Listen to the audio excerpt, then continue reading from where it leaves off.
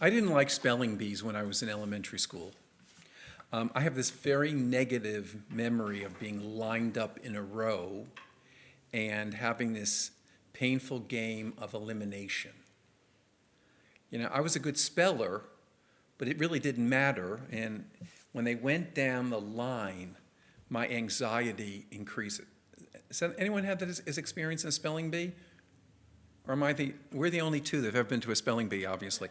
Okay, so as I went down the line, my anxiety would increase. And, I've won spelling bees, but being eliminated, stumbling, was unnerving. And I guess that elementary school trauma gives me a special fascination with a news article that appeared several weeks ago in the New York Times. And it has to do with that in the middle of November in Orlando, Florida, and as you know, I lived in Orlando, Florida for 12 years, there were the finals for the 16th Annual National Bible Bee. And listen, it's really fascinating. Let me just quote this. On Thursday morning, under the spotlights on a stage in Orlando, Florida, Daniel Chu smoothly recited 19 verses from the New Testament book of Romans to win the finals for his age group at the 16th Annual National Bible Bee. 19 verses of reciting. Quote, "For I say through the grace given to me to everyone who is among you not to think of himself more highly than he ought to think," Daniel began reciting a 350-word passage from Romans 12. He was one of the 360 children and teenagers assembled during this week of competition, and the slogan was, "To know God's word is to make him known." The bee has achieved a quiet kind of celebrityhood in Christian circles, and video clips of these young competitors sometimes circulate among those communities on social media. They're kind of like heroes.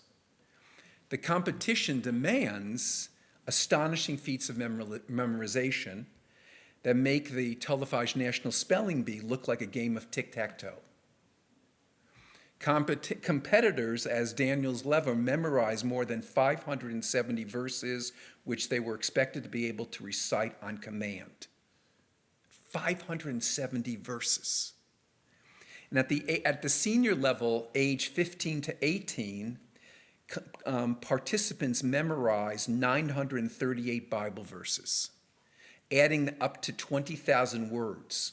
In some rounds of the competition, making even a single error in a long passage, an errant plural or wrong verb tense, leads to elimination. Just think about, first about just the event, and think about the kind of preparation that someone has to go through to make this happen. And the National Bible Bee is sponsored by, I never knew this, the Shelby Kennedy Foundation, and she was a young lady who died at the age of 23 and spent her life studying the Bible. And after her death, this foundation was established as a nonprofit in her name to encourage children and young people to memorize Scripture. And as it says, as the organization says, the goal of the Bible Bee is to encourage young people in the Christian faith by becoming more biblically literate, their vision to know God's word and make him known. Now, I love this. Instead of the kids frying their brains on TikTok, these kids are learning the Bible. It's a private family initiative. It's not state-sponsored.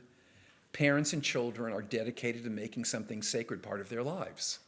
Now, don't think the Jews don't have this also. We Jews are not to be undone, and for a very long time there has been the International Bible Contest for Youth, which takes place annually in Israel's Independence Day. And it's often presided over by the president or the prime minister of the state of Israel. And the competition is held in Jerusalem, and students all around the world get involved in it. There's an English section for those people who are English speaking. There's a section for Hebrew speakers. And this event has been going on for 40 years. Again, it's trans-denominational. It's incredible what these kids show. And again, parents and children are dedicated to learning the Hebrew Bible, which is the foundation, certainly, of our heritage. Now, I think that all could agree, maybe some of you don't, but okay, I don't care. Okay, I think all could agree that these are two wonderful endeavors. These two events are relevant as a backdrop to the debate in our country. I don't know if the debate is the right word, about the Bible in schools. It has become an incredibly relevant topic if you follow what goes on in the news. On Friday, November 22nd, the Texas State Board of Education voted 8-7 to approve a new public school curriculum called the Blue Bonnet Learning that incorporates Christian lessons from the Bible for students as young as the kindergarten age. And the Jewish community reacted to it, and here is a statement from the Jewish Telegraph Association, which is kind of the Associated Press of the Jewish community. It says, quote, "The first round of the curriculum that we saw honestly had a lot of offensive content in it and was proselytizing and did not represent the Jewish people well," said Lisa Epstein of the San Antonio Jewish Community Relations Council. Now those critics say most of their specific suggestions have been accepted, but they remain concerned. Quote, "Looking at the revisions, we still feel that the curriculum is not balanced and introduces a lot of Christian concepts at a very young age, like resurrection and the blood of Christ and the Messiah, when kids are just really too young to understand and they don't really have a grasp yet completely of their own religion." And Epstein, who testified at the hearing on the proposed curriculum, has a child in high school and two others who graduate from the Texas public schools. Now, one of the things you know is it passed, but no school district is required to teach it. But they get a stipend, or for each kid who gets in the program, they get $60. I mean, it's a crazy thing. So, of course, because I want you to know that I'm doing my job, I went in and started looking at the Blue Bonnet curriculum. And this is my reaction to it. It's not the end of the world. It's not the apocalypse. But it does have a lot of problems. And one of them is it's filled with inaccuracies. Let me give you an example of some of the inaccuracies that are found in this Blue Bonnet curriculum.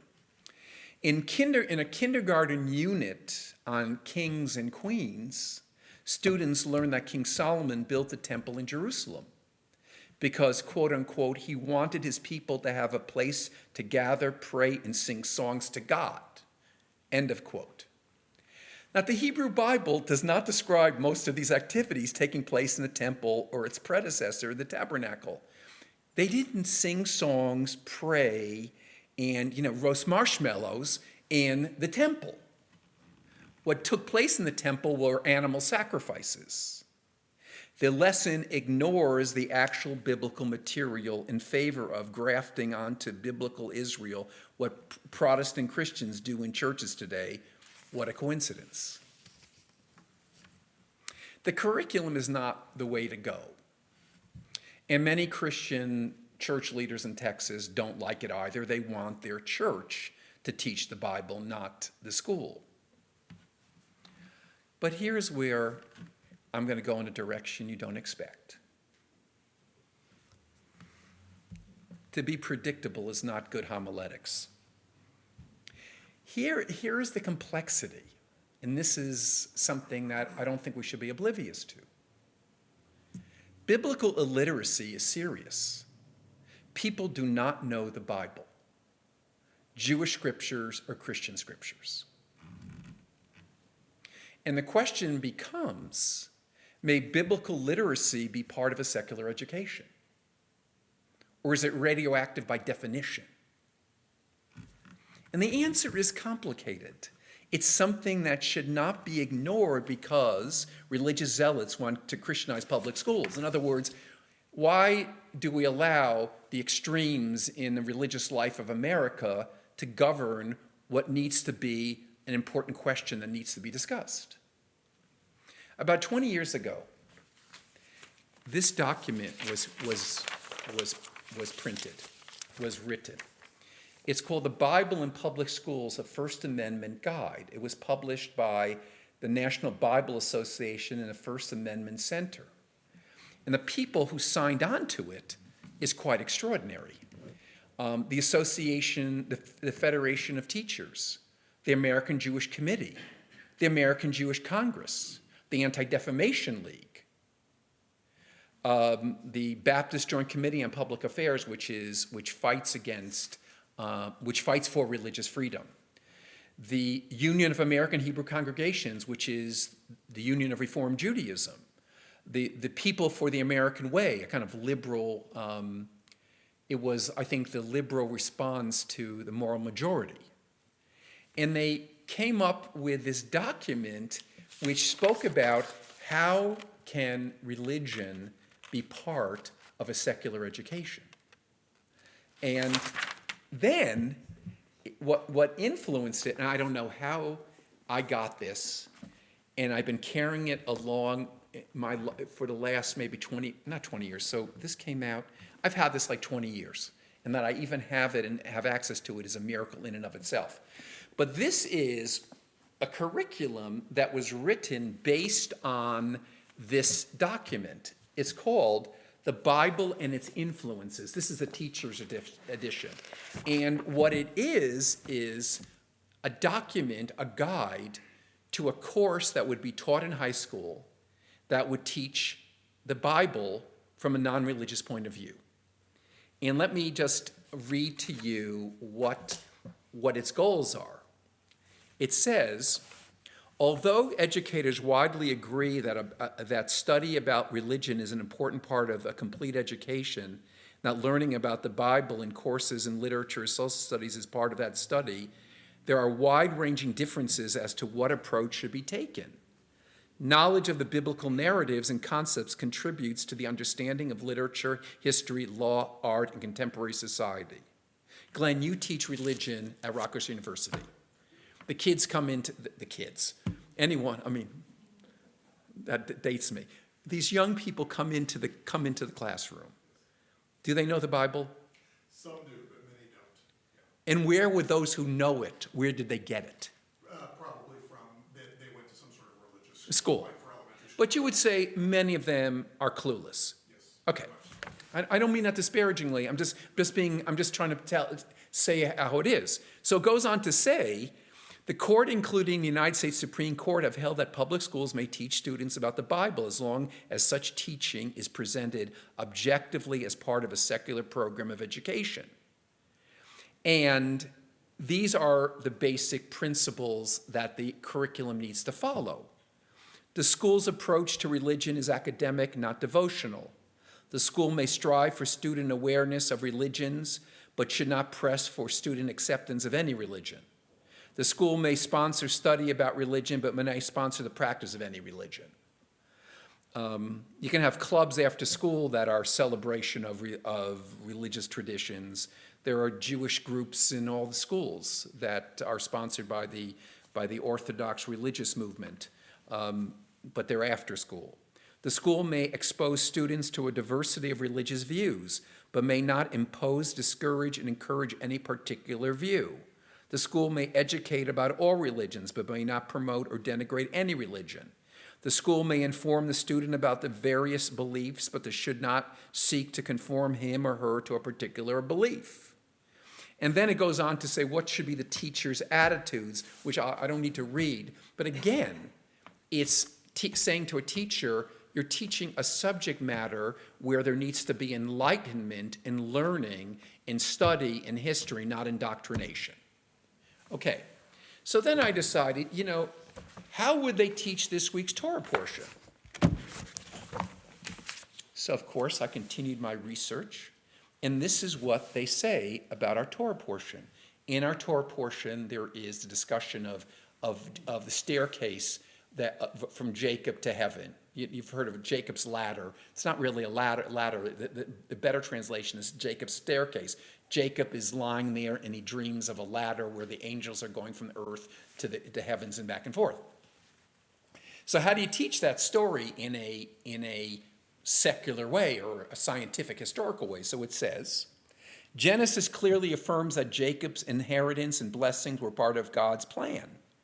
If this were an ancient Greek drama, for instance, the Furies, the personification of divine retribution, would have pursued Jacob for violating the family order, would punish him for stealing the birthright of his brother. Instead of the horrific Furies, however, Jacob was visited by a dream of angels. And he dreamed, and behold, a ladder set up on earth, and the top of it reached to heaven, and behold, the angels of God ascended and descended on it. Waking from the dream, Jacob knew that he had been granted unprecedented sign of divine favor. In an impulse common to people in all cultures, Jacob marked the occasion by setting up a memorial, a pillar fashioned from the stone that had served as his pillow. He anointed the altar with oil and gave the place a new name, Beit El, a house of God. Then they go on to say in this text, the dream was the first of many that would play a significant role in the lives of Abraham's descendants. With a few great exceptions, the biblical narratives that follow rarely describe God speaking in a divine voice. Instead, the text more commonly shows God speaking through intermediaries, dreams, visions, angelic messengers, selected human representations. And one of the things they suggest, this is the teacher guide, they should study Jacob's Song, this painting by Marc Chagall. And then it gives discussion questions here. I find it to be really interesting. I find it to be really important. So what am I supposed to do with this material, and why am I talking about it, and blah, blah, blah, blah, blah, blah, blah. Here are my thoughts about this. Here are my takeaways, and you can argue with every one of the points, and I might think about this for another 2 or 3 months and come up with different takeaways. But after thinking about this really objectively, and as you know, very worried that there is the potential violation of the church and state, and not wanting people who have ulterior motives to take this over and try to use the public schools for promoting certain ideas. I think these are the things that I believe and that should frame the discussion. First, I think biblical literacy is an important goal in serious education. I really do. Second, people are so ignorant of what both the Hebrew Bible and the Christian Bible say, and it's not good for our country. I'll give you a terrible example. A good example of a terrible reality. Many of our confirmation kids had no idea where the Ten Commandments come from. Some said it comes from the Christian Bible. These are really, most of them are really smart prep school kids. Third, tragically, some educators in school districts with a religious agenda have hijacked biblical studies. They want to promote a specific religion, and their agenda must be opposed. State schools should not promote any religion. Fourth, a middle ground exists. If we can act with sanity, there is a consensus how it could be done, and it's worth exploring what the middle ground could be. Perhaps it's not achievable because we've created such a polarized, crazy religious climate in our country, but it cannot be summarily dismissed. And fifth, it's essential that other texts be seen as important as well. We're not living in a Christian country. We're not living in a Judeo-Christian country, even though I hate that term Judeo-Christian. They need also to study the Quran and the sacred text of Hinduism and Buddhism, and Native American spirituality, and the humanistic manifesto of John Dewey. Teaching the Bible in a secular school setting has its dangers and obstacles to it, but it's not an issue that should be summarily dismissed. It's too serious of an issue. It's easy to take a black and white approach to it. And as we see in the document that was created 20 years ago, all of the major serious Jewish organizations believed that it could be done if it was done right. Shabbat shalom.